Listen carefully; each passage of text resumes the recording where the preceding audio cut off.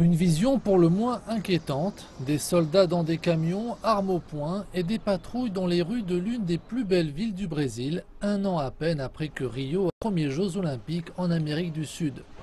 10 000 soldats ont été déployés pour aider à combattre les gangs criminels de Rio, vivant du trafic de drogue, du vol de marchandises, du vol à la tire et du meurtre. Le ministre brésilien de la Défense, Raul Jungmann, estime qu'une grande partie des bidonvilles de la ville sont maintenant contrôlés par des gangs de trafiquants de drogue. Selon les informations dont nous disposons aujourd'hui, environ 800 communautés sont assiégées. Dans ces endroits, les droits constitutionnels individuels ne valent rien, car les criminels ont pris le contrôle.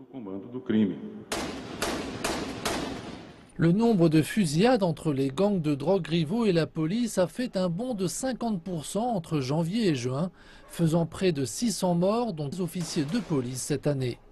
L'opération militaire effectuée ici à Rio devrait se prolonger jusqu'à la fin de l'année.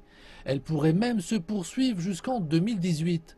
Certains estiment cependant qu'elle ne peut garantir une solution durable.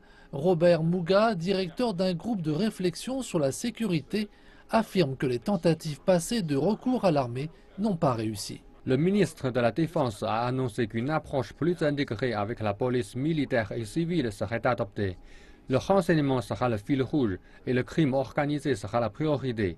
Si cet objectif est suivi, nous pourrions réellement observer un résultat plus positif cette fois-ci. Les opérations massives de sécurité pendant les Jeux Olympiques de 2016, qui ont mobilisé 85 000 soldats, ont permis de sécuriser les Jeux, mais dès que l'événement a pris fin, la violence a repris.